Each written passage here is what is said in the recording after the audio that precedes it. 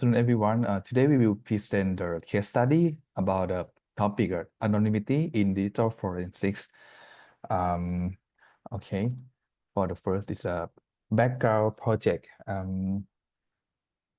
As we know, the anonymity techniques are this is a technical solution for the high activity and identity of use online, particularly.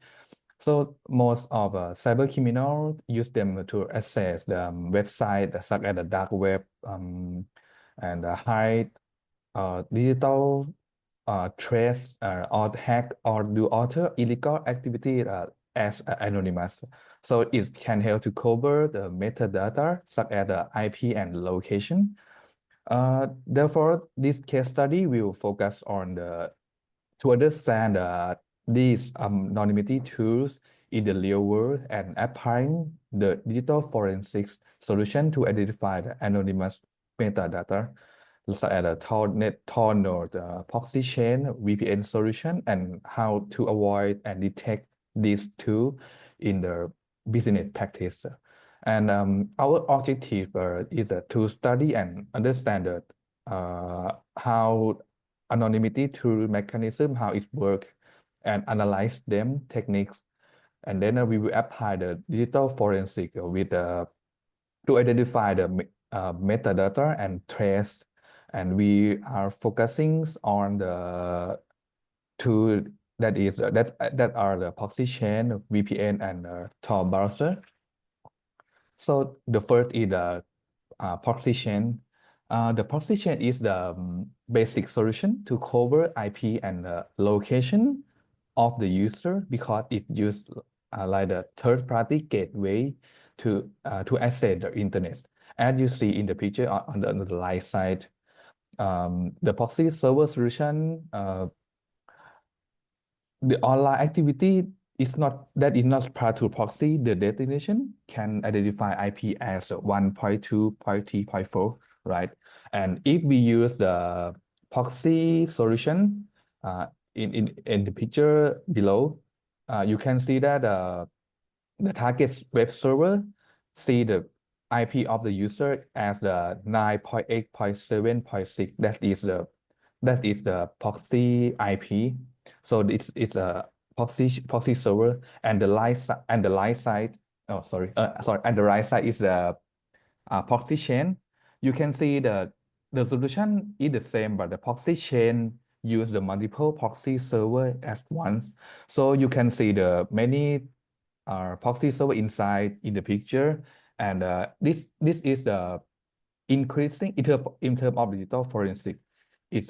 Difficulty will be increasing to identify the original IP and location because we have to track back multiple proxy server, and some is anonymous and cannot find the information in online over the internet. So the next is the case study that we do. To start the proxy chain, we use the Kali Linux tool that is the practical tool for learning hacking, and we install a Tor web service and proxy chain tool inside. As shown in the picture on the left side, you can see that we use the dynamic chain and then enable the assign the Tor service in the proxy list to let the Tor manage the proxy list for us. And before the proxy chain enable, as you see in the picture, our location is our location and IP is in the Australian, right? And after we enable the proxy chain, the IP and location were changed to the USA. So as you see in proxy chain, it is the potential to hiding the online activity. And the next is the forensics technique in the proxy chain. We apply the digital forensic technique to identify the exact metadata while using the proxy chain. The first we use tool is a Wireshark. That is the famous network analysis tool. As you see in the picture, we found the two start nodes. The first one is the on a board picture and use the local port as a 8080, and the second one is the below, use the local port as a SSL 443, right? We can identify the IP node and local node as using, as shown in the picture. This is these are start node, because in the first packet, the first uh, public IP that our device contact to the internet. So moreover, we can got the public IP information of the proxy that by using the browser leak. It can support other about the information about what is IP as shown in the picture. We can identify the such as country, IP, a city, DNS name, or even an internet service provider. And some IP we can identify as a Tor relay node, as shown on the screen. And the last is the exiting node, as shown in the picture on the right. We also use the browser leaks to verify it. So the exit node is the last node that contact that is our public IP contact to the destination as this. So as shown in the picture, in this case study, identify exit nodes as the 185.220.101.79, and moreover, on the browser link show the host name as exit node also, that is a tor-exit.89, right, shown in the picture. So and the last tool we use is the www.dan.me.uk. This tool is the website that collect the full list of Tor nodes. So we can search by IP about the information about the node that as we want. That's stored in the picture. We can identify the node name, the Tor port, and Tor version, or even the node email contact. So finally, the proxy chain is the one of popular and the cost-effective solution to cover online activity trace. However, in the business solution, the proxy server is not only used for the cover identity purpose, but it can support the like the filter employees online activity, monitor traffic inside the organization, or even forcing redirect traffic when the employee access the illegal websites. Okay, thank you. And the next is about the Tor and the VPN. Thank you. Hi, everyone. My name is Siddharth Jha, student ID 250285003, and I'll be talking about VPN and Tor, how they work, and essentially how we analyze them forensically using certain tools at our disposal.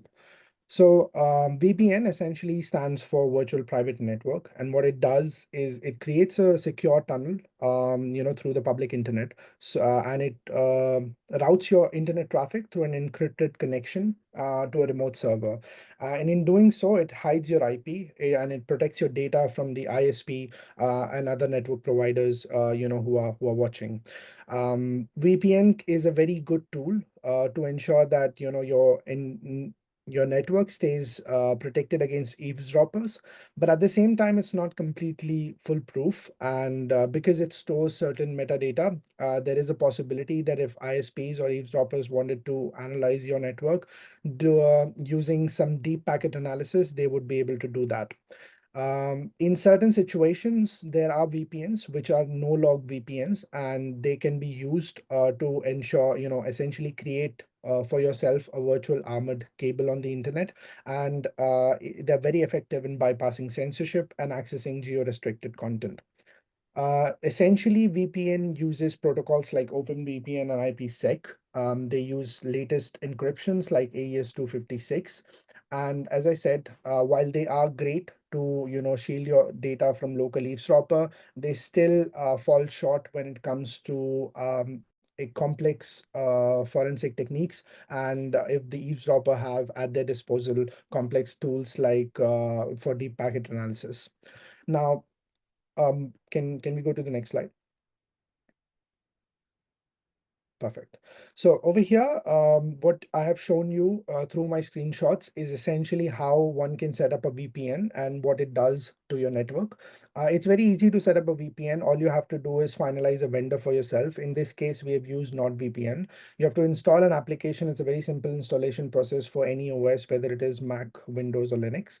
Once the application is installed, you can choose the nodes that you want to use or the IP geolocation that you want to use for your masking. Over here, we have used United Kingdom, and you can see that once the VPN is enabled, our IP changes from Sydney to London automatically, as it is using one of the nodes from there before it connects to the internet.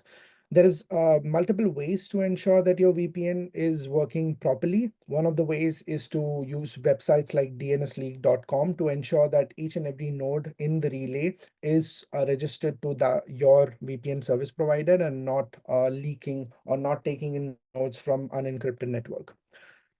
That's pretty much on the VPN. Now let's move on to the Tor part. So can we move on to the, okay, sorry, my mistake. Before we move on to the Tor part, let me tell you what we analyzed in VPN for when we did its forensic analysis using Wireshark as a tool. So in this screenshot, what you can see is a particular frame from the session where we were not using a VPN. What we did was we went on Officeworks website and we tried to buy a printer. So now you can see when we logged on to Office Work, and because VPN was not enabled, the encryption, the network was unencrypted in the sense that when we did the analysis through Wireshark, we were able to figure out what the destination IP was, what the source IP was, whom the DNS service was registered to. And so if an eavesdropper were to do it, they'll be able to perfectly understand where the user went on the web browser. So let's say you're using your web bank application, they'll be able to understand what sort of application you were using and probably use that information against you. Can we go to the next slide? Okay, so over here, this is a screenshot from the session where we were using a VPN. And as you can see, when we're searching for the string Office Work, there is no, there's no packet within all these logs. Why is it so? It is so because when we use a VPN, as I said, because VPN creates a secure tunnel, there is a firewall that encapsulates all the traffic. And so even if there is an eavesdropper using basic tools like Wireshark, they cannot really analyze and figure out real destination or real source IP. Can you move on to the next slide, please?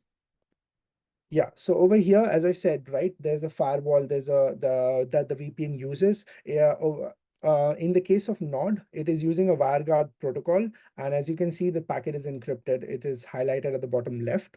And this is how we know that when we are using a VPN, any and all traffic between our local system and the destination internet address that we are trying to reach will be encrypted using that firewall. And basic or local eavesdropper won't be able to analyze our packets and understand our network patterns.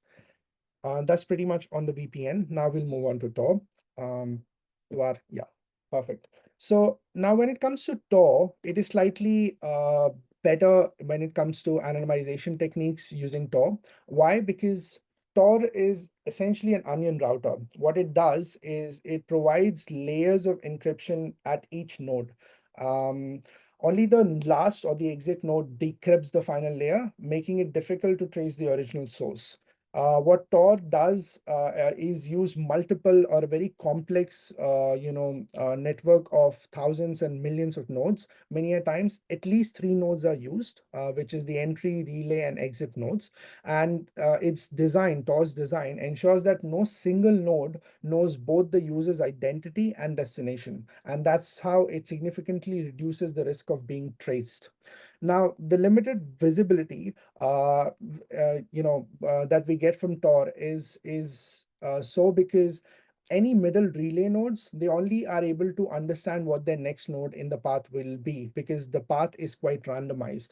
Similarly, the entry node only knows the user's IP, but not the destination. And the exit node is the only node that gets to see the destination, but it also doesn't know the origin. So as you can see over here that any given node will not it will never have all the information. So even if an eavesdropper is able to, do the eavesdropping and analyze a particular one or two nodes, they won't be able to, design or map the exact traffic that went from source to the destination.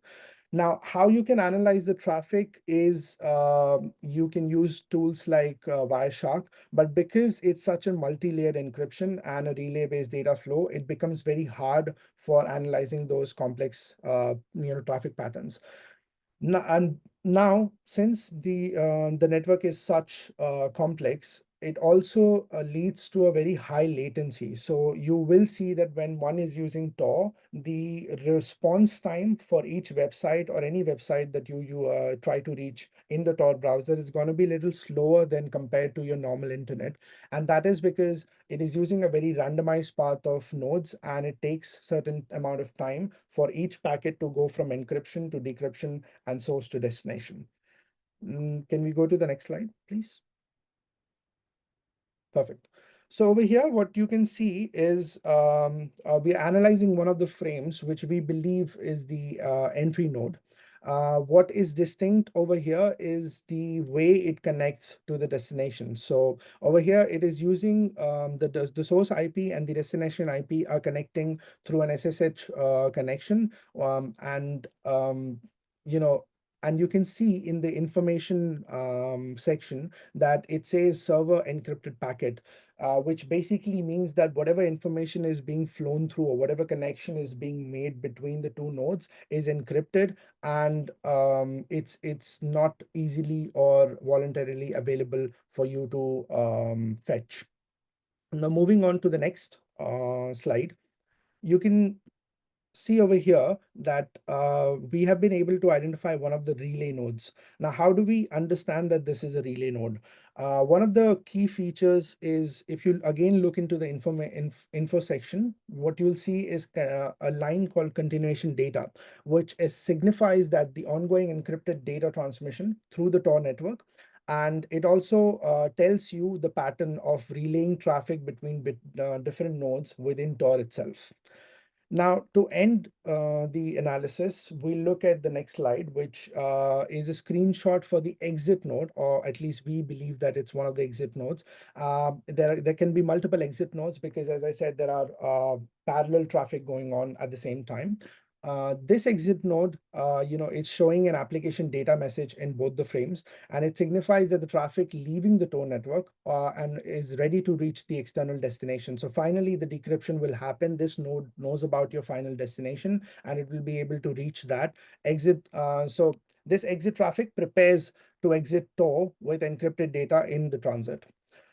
That's how essentially you can do a very quick forensic analysis of Tor without using too many tools, with just a basic tool like Wireshark. But if one wants to do a deep dive into how a Tor network works and how the traffic works, one needs more than Wireshark tools. They can do DNS analysis, they can do deep packet analysis, and using such analysis technique, one can exactly get to know how the traffic was behaving. But it's still very difficult for one for a eavesdropper, for a forensic analysis expert to analyze exactly what the destination was, because, as I said, no one particular node has all the information at any given point in time. Thank you so much, and I think now we'll move on to Shreyas, and he'll be talking about his part.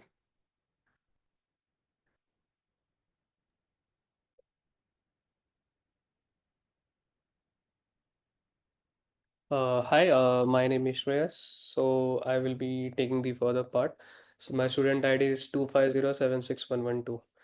So here we are going to talk about the Tor network analysis. So basically there are two sections in it. First is the identifying Tor nodes and the users, and afterwards what we get, like the key results and the finding.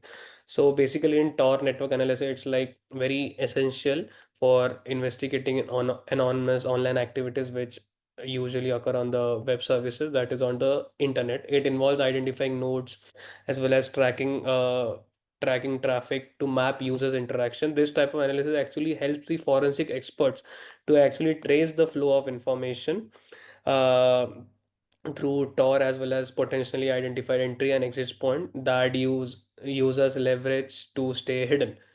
And the next is the key results and the findings. So basically, in our analysis of the Tor network, there were many crucial insights which were revealed. They were like we can identify exit nodes and entry guards, providing an overview of the user's connection and data flow. This mapping process helps link specific users activities to their basically it links specific users activities to their source as well as their destination within the network, which is very important for forensic investigation. And another side is the reflection. So basically in this it's like the challenges and the ethical consideration. So one of the major challenge in analyzing the Tor traffic, that is the Tor network, is accurately is identifying users while respecting their privacy as well as the privacy laws. This actually raises ethical concerns and possesses legal implications that the investigators must carefully follow as well as carefully navigate when monitoring anonymous traffic. uh, and in another side, there are three sections. First is identifying the anonymity tools in devices. Basically, moving to device analysis, identifying there are various types of anonymity tools such as the VPNs, proxies, and encryption softwares if essential. By investigating logs and configurations, forensic experts can easily detect traces of these tools, helping to distinguish between legitimate use, that is the truthful use, or as well as the potential misuse. Second one is the key results and the findings of the anonymity tools. So in our findings indicates that these tools can pose significant challenges to investigators to build a more comprehensive understanding of users activity as well as analyzing device configuration, which can also provide leads on the user's intent as well as their internal or the internet behavior. Another one is the reflection, that is the significance and the challenges. Identifying these tools is actually crucial for assessing digital threats and protecting the user's data. However, distinguishing between lawful user privacy and malicious intent can be complex. Basically, it requires a nuance analysis as well as a well-defined criteria set. Another one is the discussion and analysis. Anonymity tools have like far-reaching implication for digital security as well as for privacy. It act to actually improve the detection as well as the analysis thing. Advanced methods and collaboration with the cybersecurity experts is a very important part. Legal consent must also be considered to maintain ethical investigation standards. Another one is the recommendations for the business practice. So basically for businesses, understanding potential vulnerabilities due to digital anonymity is like the key to success. Implementing best practices such as employee training or responsible tools use, as well as reinforcing cybersecurity protocols, help safeguard against risk as well as it strengthens incident response. So at the end, we would like to conclude this thing by saying that anonymity in digital forensics presents both the things, basically the opportunities as well as various types of challenges. While analyzing networks like Tor and identifying device-based tools helps in investigations, in investigation. So basically, businesses must adopt proactive measures as well as collaborate with forensics and cybersecurity experts to stay secure and prepare for the evolving threats in the cyber world. Thank you. This was my part.